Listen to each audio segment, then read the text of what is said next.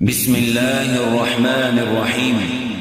إذا وقعت الواقعة ليس لوقعتها كاذبة خافضة رافعة.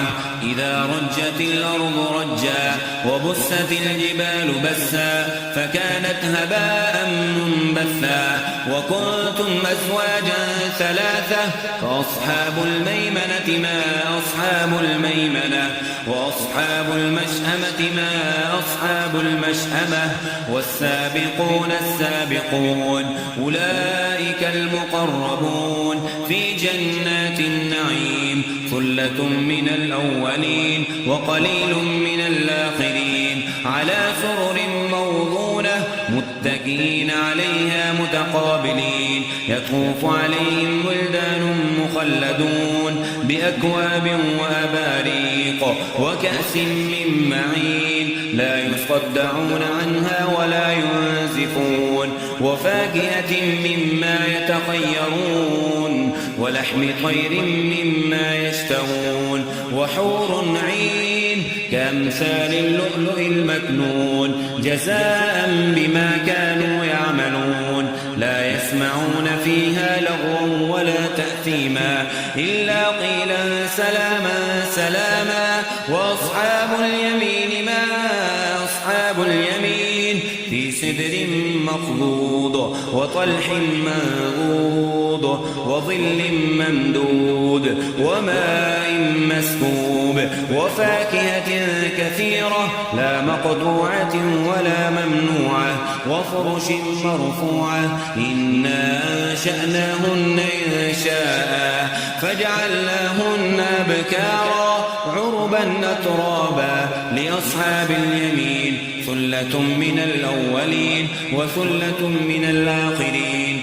وأصحاب الشمال ما أصحاب الشمال في سموم وحميم وظل من يحموم لا بارد ولا كريم. إنهم كانوا قبل ذلك مترفين وكانوا يصرون على الحنث العظيم وكانوا يقولون أئذا متنا وكنا ترابا وعظاما أئنا لمبعوثون أو آباؤنا الأولون. قل إن الأولين والآخرين لمجموعون إلى ميقات يوم معلوم. ثم إنكم أيها الضالون المكذبون لآكلون من شجر من زقوم فمالئون منها البطون فشاربون عليه من الحميم فشاربون شرب الهين. هذا نزلهم يوم الدين.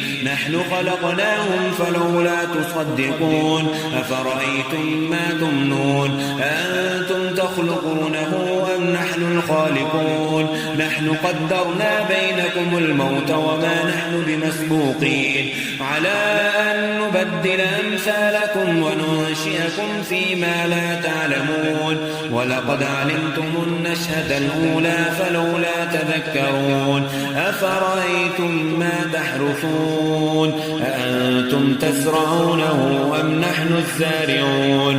لو نشاء لجعلناه حطاما فظلتم تفكهون. إنا لمغرمون بل نحن محرومون. أفرأيتم الماء الذي تشربون أنتم أنزلتموه من المزن أم نحن المنزلون.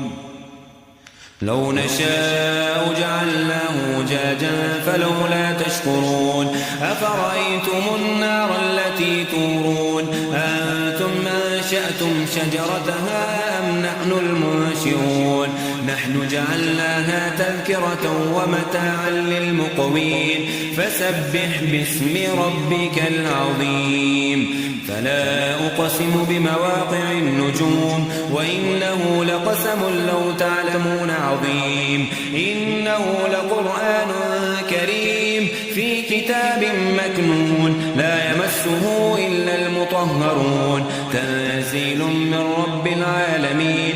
أفبهذا الحديث أنتم مدهنون وتجعلون رزقكم أنكم تكذبون فلولا إذا بلغت الحلقوم وأنتم حينئذ تنظرون ونحن أقرب إليه منكم ولكن لا تبصرون فلولا إن كنتم غير مدينين ترجعونها إن كنتم صادقين فأما إن كان من المقربين فروح وريحان وجنة نعيم وأما إن كان من أصحاب اليمين فسلام لك من أصحاب اليمين وأما إن كان من المكذبين الضالين فنزل من حميم وتصلية جحيم إن هذا لهو حق اليقين فسبح باسم